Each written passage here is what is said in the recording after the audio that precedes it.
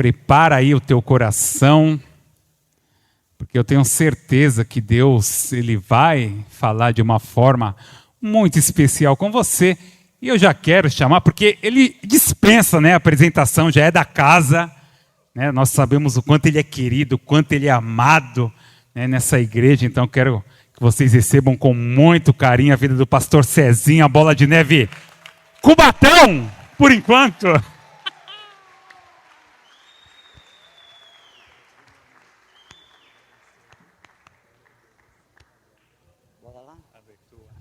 É isso aí. Por enquanto, né, João? Por enquanto. Surpresas. Mistérios do Senhor. Boa noite, igreja, paz do Senhor. Boa noite, senhoras. Senhoras porque estão sem relógio. Por isso, tá? Não é pela idade, não. Queridos, você ainda lembra como é que fecha o olho, não? Lembra? É que o cristão começa a envelhecer na fé. Na fé assim, no tempo, né? Vai esquecendo como é que fecha o olho, né? Aí começa a fazer tudo meio que no automático. Tirando vocês, as meninas super poderosas. E o pastor. Pastor, o senhor ainda não recebeu, o senhor já foi avisado da sua mudança, né? Mas só não recebeu o ofício ainda, né? Então tá, então se prepara. Compra uma camisa florida. Fecha os olhos, vamos orar. Senhor, nós te agradecemos em nome do teu Filho Jesus Cristo.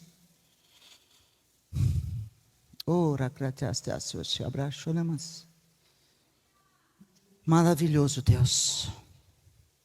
Tua presença é verdadeira neste lugar. Tua palavra diz que 2 ou mais unidos no teu nome, ali o Senhor está.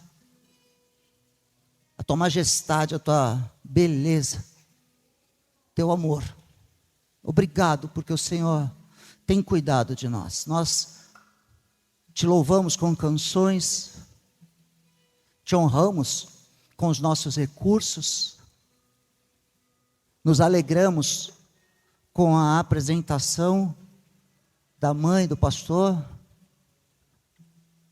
e agora nesta hora nós aquietamos a nossa alma, nos sentamos à mesa, porque sabemos que a tua palavra é o alimento, o sustento, a tua palavra é o que nós ansiamos, porque ela nos guia, calça os nossos pés, é luz no nosso caminho.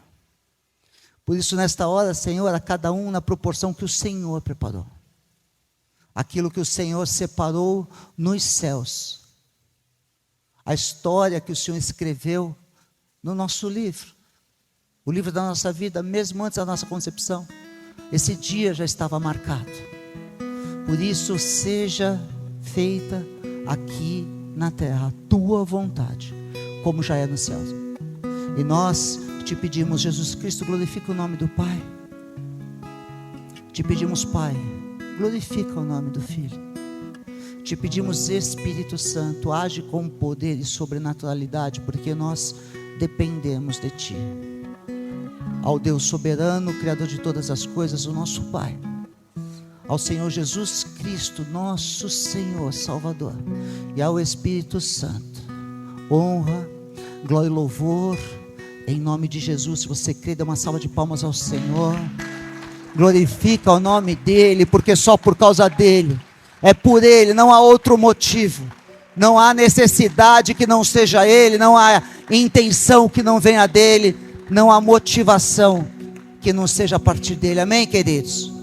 Amém. Trago um abraço da igreja de Cubatão, da pastora Júlia, minha esposa maravilhosa, ouso dizer a mais linda de todos os universos e galáxias, é verdade, e olha que ela nem está aqui para poder ganhar essa moral. E um abraço muito apertado da minha filha e da igreja de Cubatão. Sejam vocês muito bem-vindos. Sabe o que? Cubatão é a zona leste da Baixada, né? É, a zona leste da Baixada. Nós é Corinthians, meu querido. Querido, eu não sei se você tem Bíblia, mas se você não tiver, fica tranquilão. Eu vou ler aqui rapidamente o livro da sabedoria, o livro de Eclesiastes, diz no capítulo 11, verso 5 assim: assim como você não conhece o caminho do vento, nem como o corpo é formado no ventre de uma mulher, também não pode compreender as obras de Deus, o Criador de todas as coisas. E lá na primeira carta de Paulo aos Coríntios, no capítulo 1, verso 25 ao 29, ele diz assim: Porque a loucura de Deus é mais sábia que a sabedoria humana, a fraqueza de Deus é mais forte que a força do homem.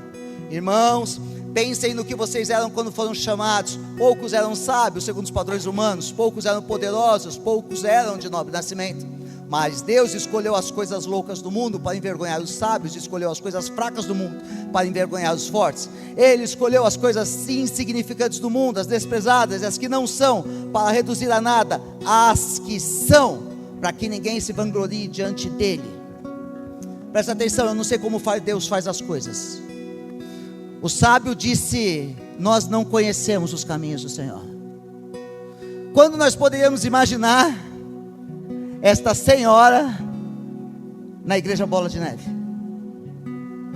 Quando nós poderíamos imaginar as nossas vidas sentados numa quinta-feira contemplando ao Senhor? Eu não sei como Deus faz as coisas, mas Deus faz. Eu não sei como as coisas de Deus acontecem, mas acontecem.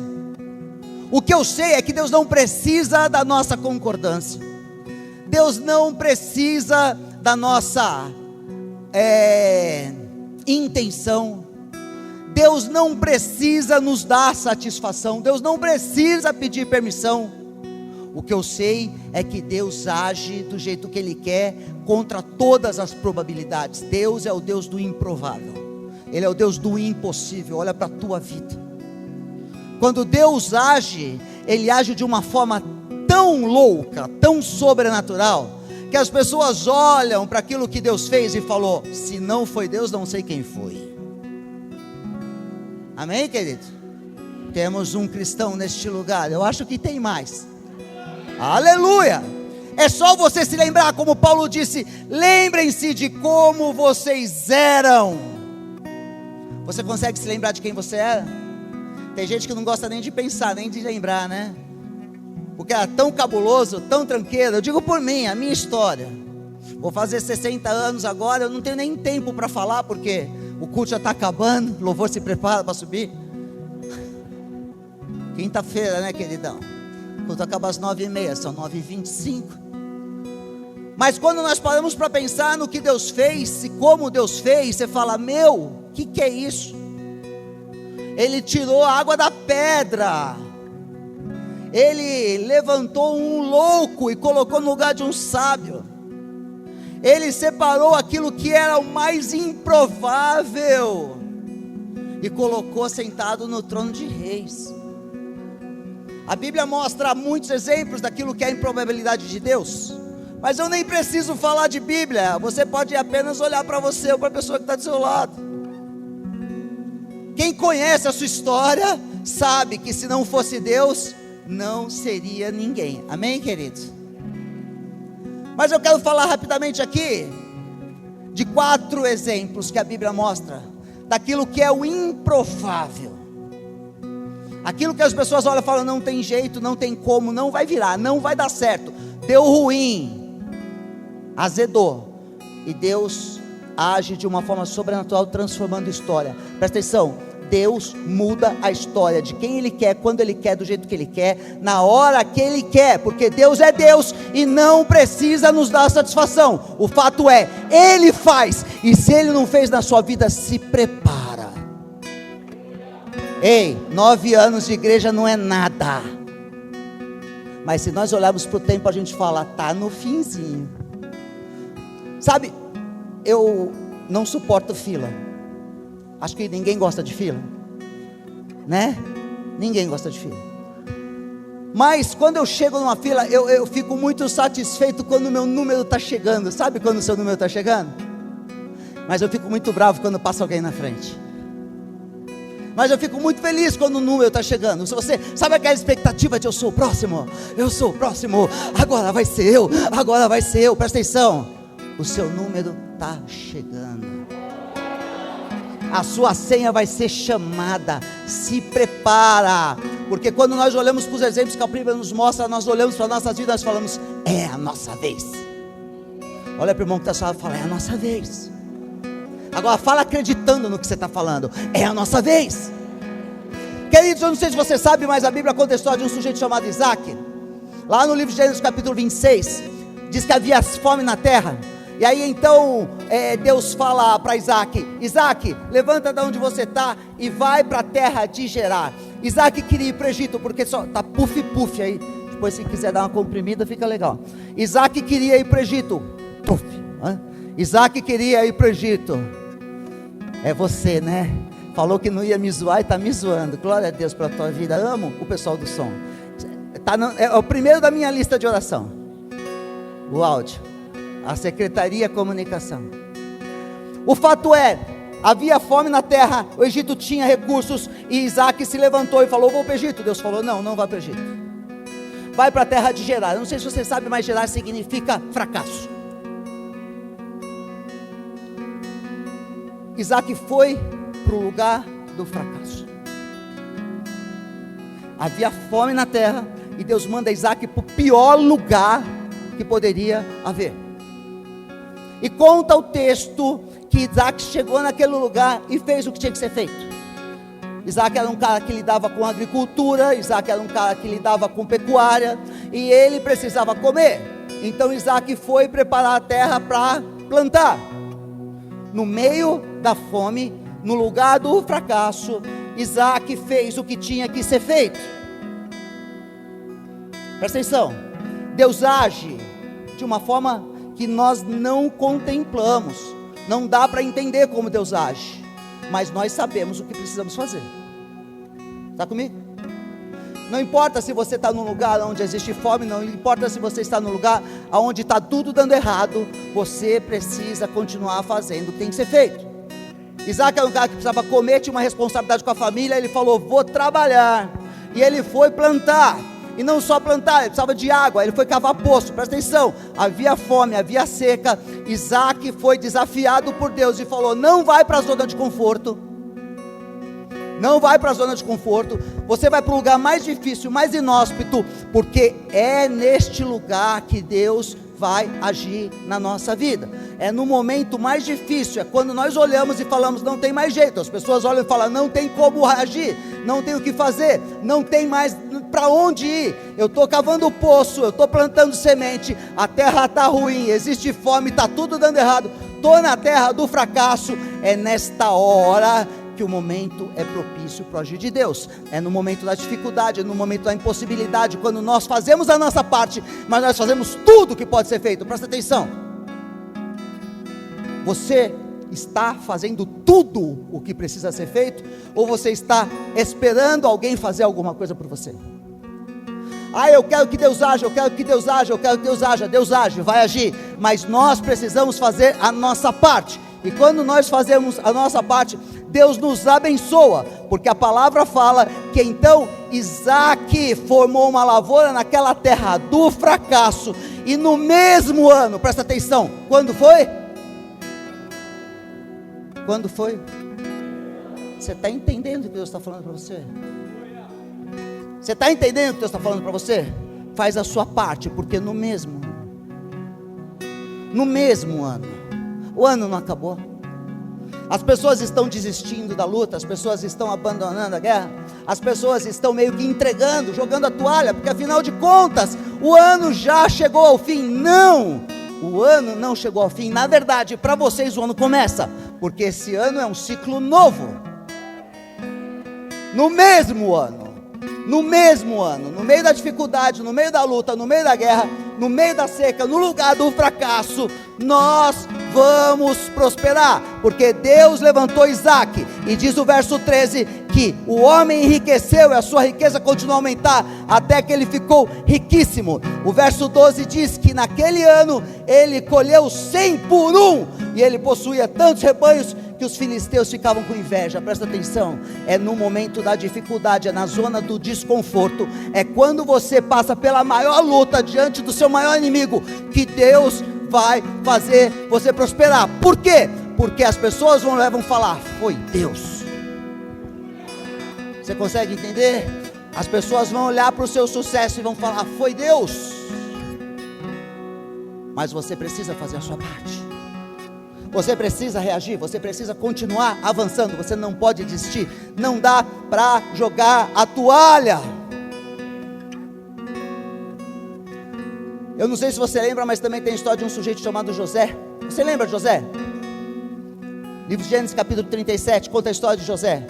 José é o caçula de Jacó, o mimadinho do papai, o queridinho bonitinho. José teve 2 sonhos, e no meio destes sonhos, ele contemplava algo que Deus faria na vida dele. Quem aqui já sonhou com o que Deus vai fazer na sua própria vida? Se você não sonhou, eu vou te falar, sonha, viu, querido? A igreja precisa reaprender a sonhar, pastor. Eu estou vivendo uma promessa de Deus, diz que os velhos sonharão, os jovens profetizarão, até os escravos receberão poder. Eu não sei se você conhece o relógio de Deus, mas o relógio de Deus chama Israel. Em 1857, se não me engano, houve uma profecia satânica dizendo que para que a nova era fosse implantada, para que o anticristo viesse, era necessário que houvesse 3 guerras. A primeira guerra aconteceu no começo do século 20. A segunda guerra mais ou menos no meio do século 20. E a terceira guerra está acontecendo em breve, no século 21, se não logo. Porque é necessário que as coisas aconteçam do jeito que estão acontecendo. Você entende o que está falando? Para de reclamar. Deus não foi pego de surpresa. Deus sabe o que está acontecendo. A agenda de Deus corre no tempo dele. O Salmo diz: todos os dias da nossa vida, todos os dias da nossa vida foram escritos por Deus antes mesmo de nós sermos concebidos. Antes dele olhar para nós, sermos tecidos no ventre das nossas mães, Deus já tinha preparado uma história. Ninguém pega Deus de surpresa. Não dá para surpreender Deus. Deus sabe como agir, Deus sabe o tempo de agir, mas é necessário que nós entendamos o tempo. José teve um sonho, e ele saiu falando do sonho dele. Ele se precipitou? Não, ele falou o que devia falar. Talvez tenha falado para a pessoa errada, talvez não, mas o fato é que ele fez o que tinha que fazer. E ele levantou inveja no meio dos irmãos. E os irmãos fizeram o quê? Jogaram José num poço. Do poço venderam José. Aí José se tornou escravo na casa de um sujeito chamado Potifar. O cara literalmente passou a dificuldade que talvez você nunca tenha passado, talvez eu nunca tenha passado, mas o fato é que ele chegou no fundo do poço, e do fundo do poço ele foi para o cárcere, e a Bíblia diz que no cárcere ele continuou fiel ao Deus que ele conhecia. Ele estava preso, ele estava sendo humilhado, ele estava sofrendo privações, mas ele não perdeu a fé. Não importa se você está na terra do fracasso, não importa se você está no fundo do poço, não importa se você está no cárcere, o que importa é que você mantenha a visão. Deus deu um sonho para José, e ele se apegou no sonho, mesmo não olhando as circunstâncias, mesmo não vendo as coisas acontecendo, mesmo diante das circunstâncias, meio no meio da improbabilidade, ele continuou apegado à promessa de Deus. Eu não sei o que Deus te prometeu, mas a Bíblia tem muitas promessas. Talvez Deus tenha falado para você de uma forma específica, talvez Deus tenha te dado um desenho específico, talvez Deus tenha mostrado para você de uma forma ampla, mas o fato é que a Bíblia tem muitas promessas, e quando nós cremos e tomamos posse, não importa a circunstância, Deus vai nos levantar. Ele tira do fundo do poço e ele coloca assentado no meio dos príncipes. Ele tira do pó e levanta e exalta. Deus faz a coisa de uma forma sobrenatural. Nós só precisamos continuar crendo, nós precisamos continuar esperando, nós precisamos continuar avançando e trabalhando, mantendo o nosso foco. José estava no cárcere, ele não se deixou abater, ele não ficou lamentando, não ficou reclamando, ele começou a trabalhar, ele encontrou uma janela de oportunidade, e ele viu que era possível fazer alguma coisa, e ele fez o melhor que ele podia fazer no lugar que ele estava, e isso fez com que ele fosse destacado no meio dos presos. E você sabe o que aconteceu? A mulher de Potifar olhou para José, filezinho, garotão, bonitão, te pego todinho. E ele falou: sai daqui, Gesa. Não era Gesa, mas o Espírito é o mesmo. Potifar ficou muito brabo, mandou José para onde? Para o cárcere, palácio de Faraó. E você conhece a história. José aproveitou a oportunidade e falou: já que estou aqui mesmo, vou trabalhar, né, meu? Não tenho o que fazer, vou ocupar meu tempo de uma forma ativa e produtiva. Presta atenção. Se você começar a ler Provérbios, você vai ver o capítulo 13, 14 e 15 fala muito a respeito da preguiça. O ser humano é muito preguiçoso. Eu gosto muito, sabe de quê, pastor? Eu gosto muito de água de coco, controle remoto, Netflix, séries, NCIS, Los Angeles, NCIS, tem outro lá, Nova Orleans, CSI Vegas. Eu gosto de série. Não é gostoso? Sei lá o que você gosta de Barbie, você gosta de mulheres superpoderosas, as Marvel, sei lá do que você gosta, Homem-Aranha. O fato é que a nossa natureza, ela é do entretenimento, do descanso, da preguiça, da pouca produção, sim ou não? Mas não foi isso que Deus planejou pra gente. Nós podemos nos distrair, podemos. Nós podemos nos divertir, devemos. Nós podemos usufruir do resultado do nosso trabalho, claro. Mas nós não podemos deixar de produzir o que Deus espera de nós. Nós fomos levantados para fazer alguma coisa. Deus falou para o homem: então você vai cuidar do jardim, você vai vigiar o jardim, e você vai povoar a terra. A gente gosta de povoar a terra, né? Tudo bem, povoar não, mas a gente gosta de treinar, né? Quem é casado aí, levanta a mão. Homem gosta, né? Mulher... As minas são cabulosas, mas os caras gostam, né? Quem não é casado fica na boa. Você, cadê o filisteu? Já não é mais filisteu, né? Não, agora tá convertido. Já é povo de Israel. Tá escondido em algum canto aí, pra gente não pegar do pé dele. Luana, cadê você? Aqui no fundo. Tá você aí, né, seu cara de pau? Se liga, hein, meu irmão. Vai chegar essa oportunidade de Jesus não voltar, né? Misericórdia, Deus. Volta não, Jesus, deixa eu casar primeiro. Vai voltar, né? Jesus vai voltar. O fato é, Deus deu para nós uma responsabilidade. Nós temos que produzir.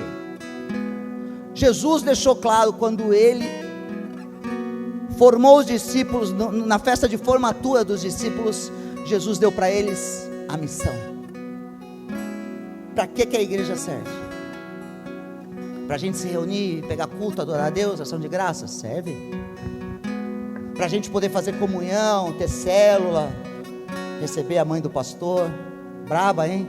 Se prepara, a mãe do pastor é xerife dentro da igreja. É que nem o Bolinha. Dá um laser point para ela ficar só mandando laser naquele que não levanta a mão na hora do culto. A igreja foi colocada na terra como corpo de Cristo. E o corpo de Cristo tem uma função: implantar o reino de Deus. Ide pelo mundo, pregar o evangelho a todas as criaturas, ensinando, discipulando, evangelizando. Só para isso que a igreja serve, queridos. A igreja não tem uma função na terra que não seja fazer a obra de Jesus. Ganhar vidas, ganhar vidas, ganhar vidas, ganhar vidas, implantar o reino de Deus, multiplicar, ganhar vidas. Se nós não estamos ganhando vidas, nós estamos fora da nossa função. A igreja precisa ser útil, a igreja precisa ser funcional, a igreja precisa trabalhar. Como, pastor? Eu trabalho para comer, para beber, para dormir? Sim, mas a igreja precisa trabalhar para ganhar as pessoas para Jesus. Preste atenção, queridos. Não existe algo diferente do propósito de Deus. Ganhar vidas para Jesus. Ganhar vidas para Jesus. Ganhar vidas para Jesus. Rapidamente. Quanto mais rápido nós trabalharmos, quanto mais nós trabalharmos, mais rápido Jesus volta. E eu não sei se você sabe qual é a segunda função da igreja. A noiva de Cristo. O problema é que na igreja tem gente que está muito bem, tem gente que está mais ou menos. No final vai todo mundo para o céu, né, pastor? É o que a Bíblia diz. Vão chegar lá de frente do trono, e aí no trono cada um vai dar conta do seu cada um. Mas a Bíblia também diz que uma igreja será arrebatada. Essa igreja arrebatada será noiva contraindo núpcias. Apocalipse 19 diz: então, felizes são os convidados para a ceia, e a igreja já estava, felizes os convidados para o matrimônio, e a igreja já estava, a noiva já estava pronta, adornada, com vestes brancas. Então presta atenção, convidados, os santos e a noiva. Os santos, os mártires, os convidados e a noiva. Quem você quer ser? Ataviada, adornada, pronta, com vestes de linho puro, e o linho puro são as obras de justiça. Qual é a justiça de Deus? O seu amor. Nós estamos vivendo o amor. Deus é amor, e as obras de justiça da igreja, anunciar o amor, ser representante de Deus na terra, embaixadores do reino. Nós somos cidadãos dos céus. Eu não sei se você sabe, mas eu acredito em extraterrestre. Você acredita? Quem acredita em ET aí? Não no Bilu não, no de Varginha também não. Mas você quer ver um ET? Quer ver um extraterrestre? Olha para sua esposa, ela não é da terra. Essa pessoa do seu lado não é cidadão da terra, é cidadão do céu. Se é cidadão do céu, é extraterrestre. Você entende o que estou falando? Nós vamos para o céu, a gente já está bem, mas existem pessoas na terra que ainda estão debaixo de um jugo demoníaco. E o que nós estamos fazendo enquanto igreja? Nos reunindo para dar culto em ação de graças? Top! Nos reunindo para as nossas comunhões, vivendo em célula? Muito bom, maravilhoso. Mas no nosso dia a dia, na terra do fracasso, no fundo do poço, no cárcere, como nós estamos vivendo a nossa vida? As pessoas estão olhando para nós, estão falando: é Deus, eu preciso disso aí. Cara, eu preciso disso, eu não sei como você está fazendo, não sei o que você está fazendo, mas eu preciso disso. Como é que faz? Como é que faz para viver esse estilo de vida? Como é que faz para reagir dessa forma? Como é que faz para, diante das adversidades, você continuando o teu foco naquilo que é o eterno? Você entende o que estou falando? A Bíblia conta a história de um outro sujeito também improvável. Você lembra de Davi? O 8º filho, o caçula. Mas pelo perfil daquilo que ele fazia, ele cuidava de ovelhas, ele não se sentava à mesa com os irmãos, e ele levava comida para os irmãos enquanto os irmãos estavam trabalhando na guerra. Pelo perfil, ele fazia o serviço de um servo. Está entendendo? Então estudos dizem que Davi era um bastardo, um improvável. Você conhece a história, você sabe que Saul pisou na bola. Deus falou para Samuel: vai na casa de Jessé e você vai levantar lá um rei. E aí Samuel foi, olhou para o primeiro bonitão, lindão, gato, mais velho. Deus falou: não é esse. E aí você sabe a história, os caras estavam lá, todos juntos, sentados à mesa, porque Samuel falou: vamos fazer um rango. E quem foi convidado? Foram convidados os irmãos. Por que Davi não foi convidado? Davi estava trabalhando, fazendo a função de um servo. Não se lembraram de Davi. Davi era o improvável. Você é o improvável. Eu sou o improvável. Davi estava cuidando das ovelhas. Você lembra qual que era a função daquele tipo de produção naquela época? Para que as ovelhas serviam? Além de dar a lã, além de dar o leite, além de dar carne, para que as ovelhas serviam? As ovelhas eram animais utilizados em ritual de santificação, de purificação, de consagração a Deus. Toda a primeira cria era consagrada para Deus. Toda vez que o povo ia diante da festa, no momento do altar, eles levavam uma ovelha, o melhor daquela criação. Então as ovelhas, para os seus donos, não era apenas uma fonte de lã, uma fonte de leite ou uma fonte de carne. As ovelhas eram dedicadas a Deus também. Davi sabia disso.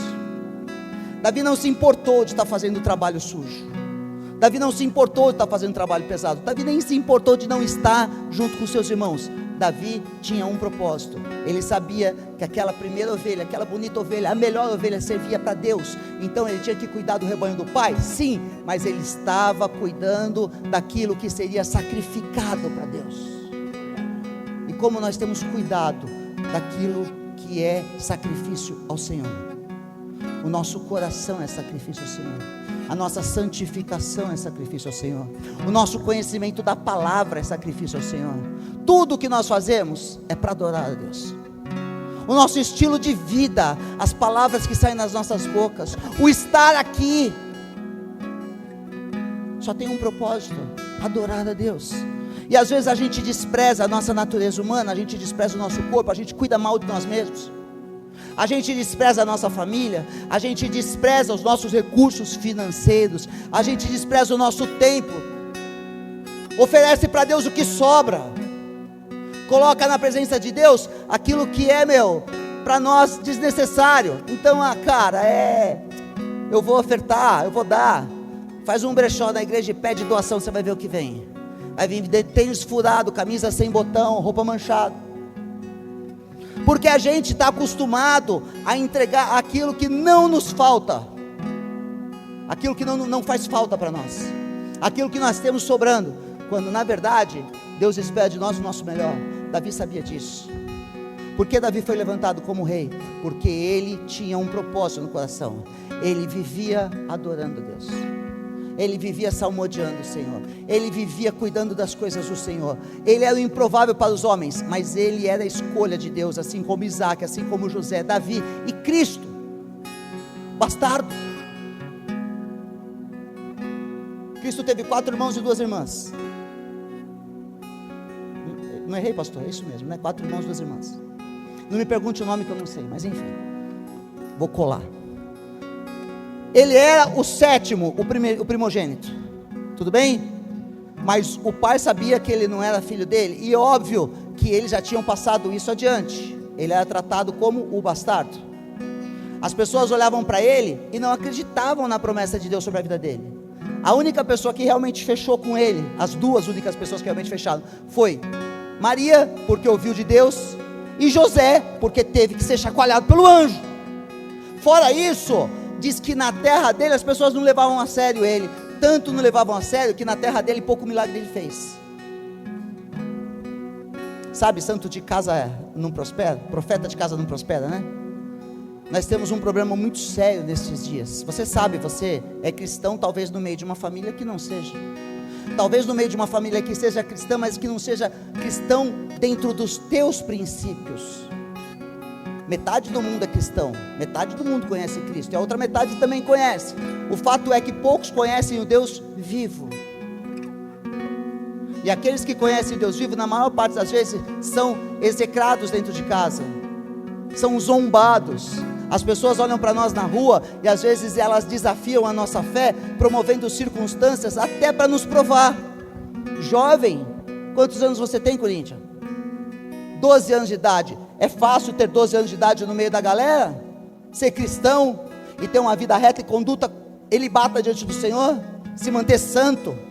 Não se deixar levar pela zoação? Quem tem 18 anos de idade sabe disso. Tem 18 anos de idade, 20 anos de idade, 16 anos de idade, 17 anos de idade, 27, meu Deus, nem vou falar com você. Vocês, quantos anos vocês têm?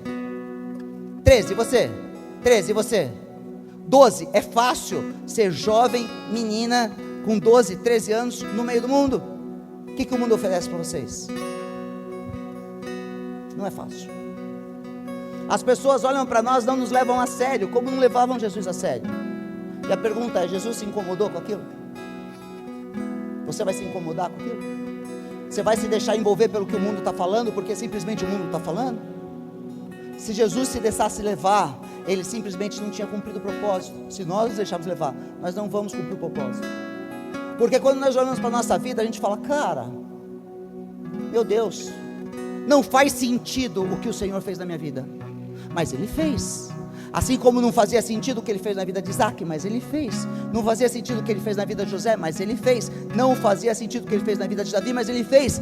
Não fazia sentido o que ele fez na vida de Cristo, mas ele fez. Por quê? Porque Deus tinha um propósito, e Deus se move pelos próprios propósitos. Eu não sei como ele faz, eu não sei por que ele faz, eu sei que ele faz. Eu não sei quando ele vai fazer, mas eu sei que ele vai fazer. Eu não sei qual a luta que você tem, qual a dificuldade que você tem, qual o perrengue que você está passando. O que eu sei é que nada disso perde, ou nada disso é maior que Deus.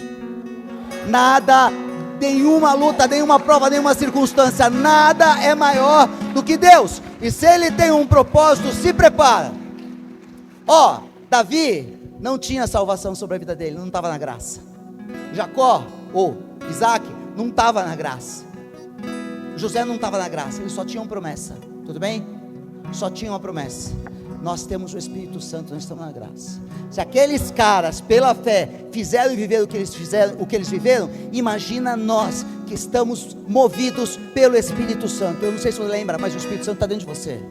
Tudo que você precisa, o poder de Deus, o próprio Deus habita dentro de você. Eu não sei porque Ele te escolheu, eu sei que Ele te escolheu. Eu não sei como Ele vai fazer, eu sei que Ele vai fazer. Eu não sei por que Ele fez, mas Ele fez. E se Ele fez, já é. Amém. Em nome de Jesus, tudo foi consumado. Então se prepara.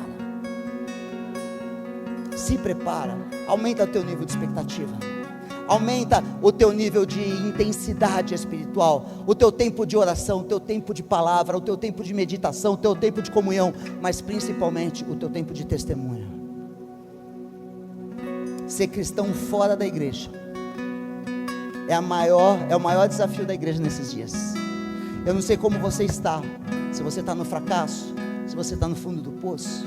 Eu não sei se você está passando pelo cárcere. Eu não sei se você está sendo rejeitado. Eu não sei se as pessoas estão zombando de você. O que eu sei é que nada disso impede o mover de Deus sobre as nossas vidas. Você entende o que eu estou falando? Glorifica o nome do Senhor. Feche seus olhos, vamos orar. Glorifica o nome do Senhor.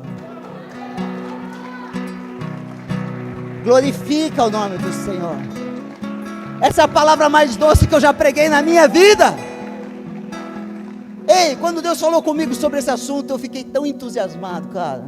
Eu fiquei tão felizão, falei, uau, cara aí, é comigo que Deus está falando, presta atenção, é com você que Deus está falando, não é com o seu vizinho, é com você. Você é o improvável, é você que Deus vai usar, presta atenção, 80 e quantos? 81, a senhora? E a senhora? Somando tudo aqui dá 300 anos.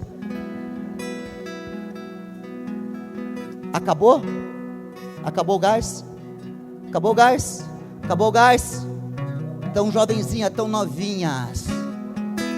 Presta atenção, como é que você está? A idade não importa, a circunstância não importa, a dificuldade não importa. O que importa é o propósito do coração. Se você tem um sonho, se você tem um propósito, se prepara, porque Deus vai se mover de forma sobrenatural, e quando Deus age, ninguém pode impedir. Deus está falando com você, Deus está falando com você. Aumenta o teu nível de expectativa, aumenta o teu tempo de oração e devoção, ativa o teu secreto e se prepara, porque Deus vai fazer maravilhas no nosso meio. Feche seus olhos, louvor pode subir, vamos orar.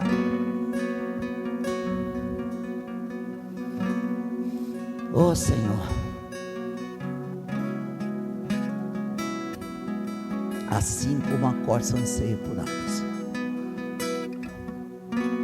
é dessa forma que nós queremos que a nossa alma esteja, Senhor, ansiosa por Ti, não pelo que o Senhor vai fazer, porque nós sabemos que o Senhor vai fazer. Por isso tira de nós a expectativa do resultado, coloca em nós a expectativa da presença, da glória. Oh Espírito Santo, o Senhor é o poder de Deus em nós, Tu és o selo, tudo o que nós precisamos está em Ti, e o Senhor habita o nosso coração. Por isso nesta noite, mais uma vez nós Te pedimos, Senhor, age com poder sobre a Tua igreja, a cada um dos meus irmãos nesta noite, Senhor, ativa de forma sobrenatural nosso entusiasmo por Ti, paixão pelas vidas, Pai. a certeza de quem Tu és e de quem nós somos. O Teu propósito. Ativa em nós, Senhor, a compaixão, a bondade. Ativa em nós a delicadeza, a paciência, a esperança. Ativa em nós.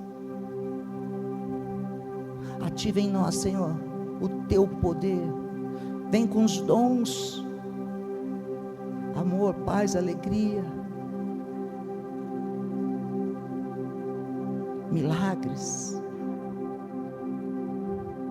revelação, conhecimento, discernimento, línguas estranhas. Vem com os dons. Interpretação, vem com os dons, sabedoria. Levanta, Senhor, os Teus ministros, os apóstolos. Levanta os pastores, os mestres. Levanta os evangelistas. Levanta, Senhor. Levanta os profetas. Nós somos uma igreja profética, Senhor. Nós nos movemos pela palavra profética. Nós somos uma igreja apostólica. Nós implantamos o Teu reino na terra. Dá-nos, meu Deus, entusiasmo de levar a Tua palavra, de ensinar a Tua palavra, de cuidar de vida. Senhor, dá-nos, Deus, o entendimento do Teu propósito para as nossas vidas como igreja. Senhor, os que estão no cárcere, os que estão no fracasso, os que estão no fundo do poço, os que estão sendo rejeitados pelos seus queridos,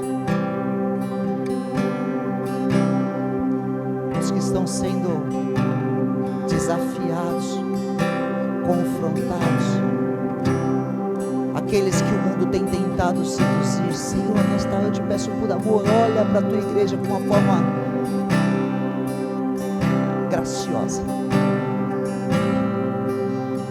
Nós nos colocamos aos pés da cruz, mais uma vez nos aproximamos do trono da graça. Dá-nos um ânimo novo, Senhor, renova a nossa expectativa em Ti.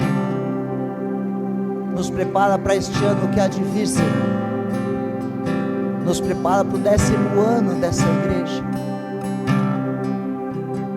Nós queremos completar esse ciclo, Pai, renovados.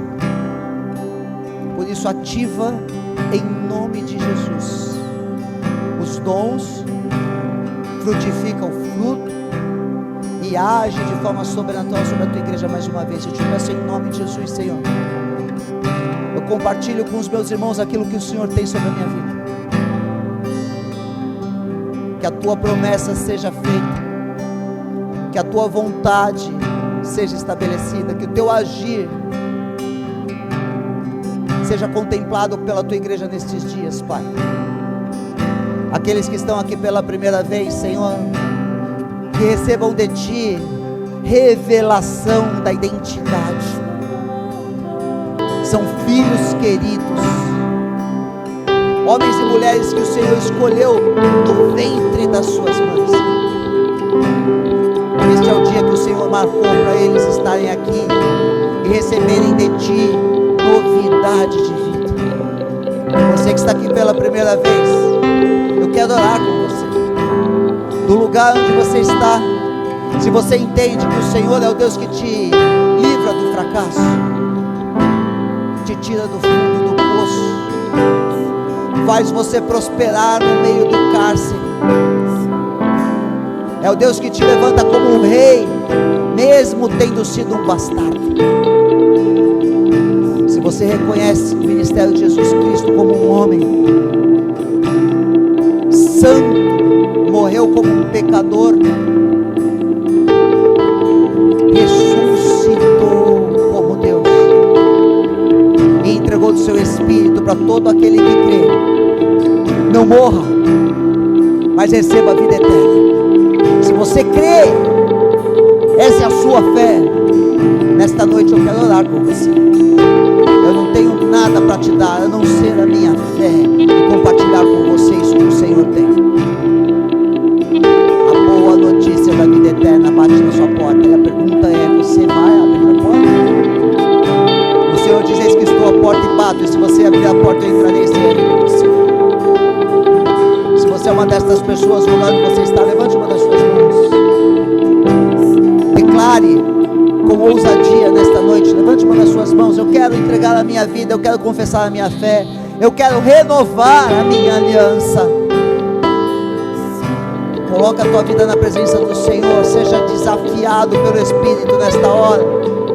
Com a sua mão levantada, diga assim: Senhor Jesus, Senhor Jesus, eu creio que Tu és o Cristo, o Filho do Deus vivo. o Filho do Deus vivo. Eu entrego a minha vida Eu entrego a minha vida nas Tuas nas mãos, Tuas mãos, para que o Senhor faça para que o Senhor o que faça o Pai estabeleceu o que o Pai estabeleceu na minha vida e nada na minha e vida através da minha e vida. através da minha vida. Tu és meu Senhor, Meu Senhor, Tu és o Deus vivo. Tu és um Deus vivo. Eu te reconheço Eu te reconheço como Salvador. como Salvador. E eu te agradeço. E eu te agradeço, Pai, Pai, obrigado obrigado pelo Teu amor. pelo Teu amor. Eu te agradeço, Jesus Cristo. Eu te agradeço, Jesus Cristo. Obrigado pelo Teu sacrifício. Obrigado pelo Teu sacrifício. Eu te agradeço, Eu te agradeço, Espírito Santo, Espírito Santo. Obrigado Obrigada por habitar em mim. por habitar em mim. Que ao Senhor seja a honra, a Que ao glória e o Senhor louvor. seja a honra, a glória e o louvor. Amém. Amém. Em nome de Jesus, eu concordo com as palavras que saem das suas bocas